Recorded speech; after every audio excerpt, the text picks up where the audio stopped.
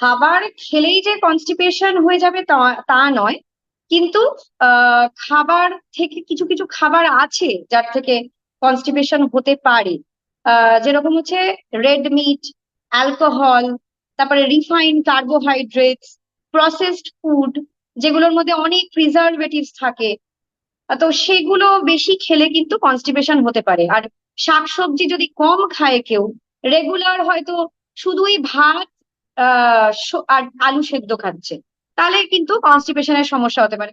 আর dairy প্রোডাক্টসেও দেখা গেছে যেহেতু বাওয়েল মুভমেন্টটা খুব স্লো করে দেয়, তাদের কিন্তু মানে তারা যারা খুব বেশি ডেয়ারি প্রোডাক্ট ইনটেক করছে, মানে ডেয়ারি বলতে আমি মিল্কটাকে স্পেসিফিক্যালি বলছি, বা ছানাও হতে পারে, তারা সেগুলো একটু বেশি খেলে কিন্তু যাদের একটু কনস্টিপেশনের ধাত আছে, তাদের কিন্তু কনস্টিপেশনটা বাড়িয়ে বেড়ে যেতে পারে।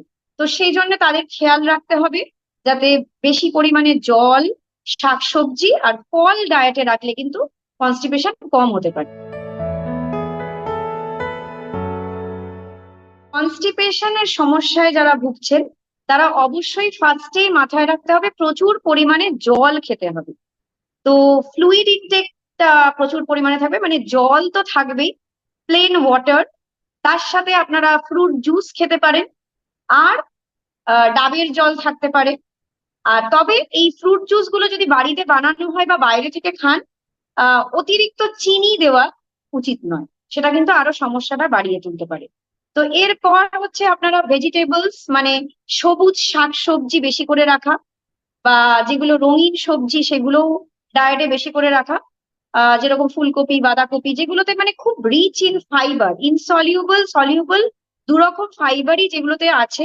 ফাইবারের কাজ হচ্ছে আহ মানে স্টুল ফরমেশন করা, আর তারপরে ওই জলটাকে নিয়ে তাড়াতাড়ি যাতে ফ্লো হয়ে বেরোতে পারে, সেইটা হচ্ছে এই সলিউবল আর ইনসলিউবল ফাইবারের কাজ।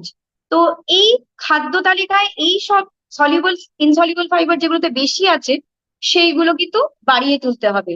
যেরকম ওটস, রাগি, বার্লি।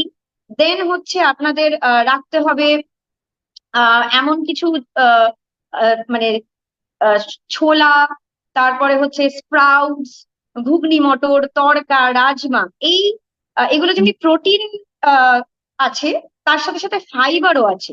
আর অবশ্যই ফল রাখতে হবে, যেরকম ফার্স্টেই যেটা আমার মনে পড়ছে, অ্যাপলটাকে কিন্তু প্রচন্ড প্রাধান্য দিতে হবে ডায়েটে।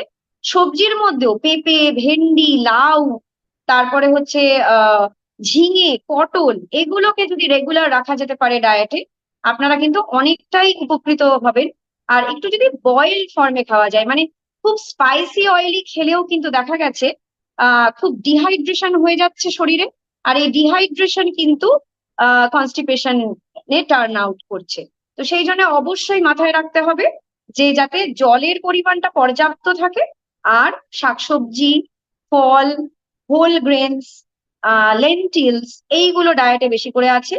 আর যেটা হচ্ছে ইয়োগার্ট কেউ, মানে কার্ড, টক দই বাড়িতে পাতাও ভালো, বা বাইরে থেকে কিনে দেখতে হবে সেটা যেন লো ফ্যাট হয়, চিনি যুক্ত নয়। সেই ইয়োগার্ট রাখতে পারেন, কারণ এই ইয়োগার্ট হচ্ছে এক ধরনের প্রোবায়োটিক। আর এই প্রোবায়োটিকের মধ্যে কিছু গুড ব্যাকটেরিয়া থাকে, যেরকম ল্যাক্টোব্যাসিলাস, বিফিডোব্যাকটেরিয়া। তো এইগুলো কিন্তু দেখা গেছে, কিছু টেস্ট করা হয়েছে, সেইগুলোতে দেখা গেছে যে অবশ্যই এগুলো কিন্তু কনস্টিপেশন কম করতে সাহায্য করে। তো রেগুলার যদি ইয়োগার্ট বা কার্ড রাখা যায় ডায়েটে, আপনারা কিন্তু কনস্টিপেশন থেকে অনেকটাই উপকৃত হবেন।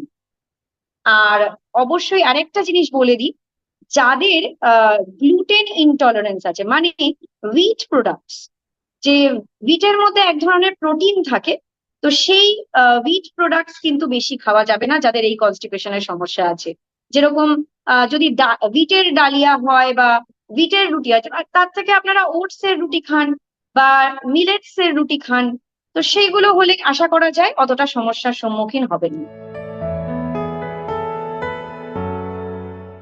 কনস্টিপেশন হলে যেটা, আহ, একটা টাইম টু টাইম মিল নিতে হবে, আর একটা অনেক বেশি ফাইবার রিচ খাবার নিতে হবে।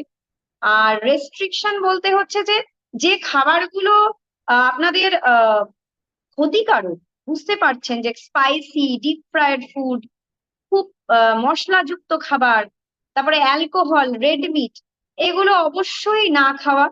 আর খেলেও কম পরিমাণে খাওয়া বা লং গ্যাপ দিয়ে খাওয়া। আর অবশ্যই রাত্রির বেলার ডিনারটা যেন একটু আর্লি করে নিতে পারেন, যাতে ওটা হজম ভালো করে হতে পারে। ডাইজেশন যদি ভালো করে না হয় তাহলে তো স্টুল পাসেজ হবে না। আরেকটা যেটা বলবো, অবশ্যই মনে রাখতে হবে যে স্টুল আর্জ যখন আসছে সেটাকে চেপে না দেওয়া। কারণ এটা কিন্তু অবশ্যই যখনই আর্জ আসছে সেটা হয়, হ্যাঁ এমন একটা সিচুয়েশনে আছেন সেখানে সম্ভব নয়, সেটা আলাদা কথা, কিন্তু আর্জ এলে সেটাকে পাস করে দিতে হবে, নয়তো সেটা কিন্তু আরো হার্ড স্টুল হয়ে গিয়ে আপনাদের আরো ক্ষতিগ্রস্ত করবে। সেই জন্য অবশ্যই স্টুল পাস করে দিন। জল খান, পর্যাপ্ত পরিমাণে জল খান। আর টাইম টু টাইম মিল নিন। আর যেটা যদি ফাইবার রিচ খাবার নিন। আর বাইরের খাবার, জাঙ্ক ফুড, পিৎজা, বার্গার, সেগুলো কিন্তু বন্ধ করে দিলেই ভালো।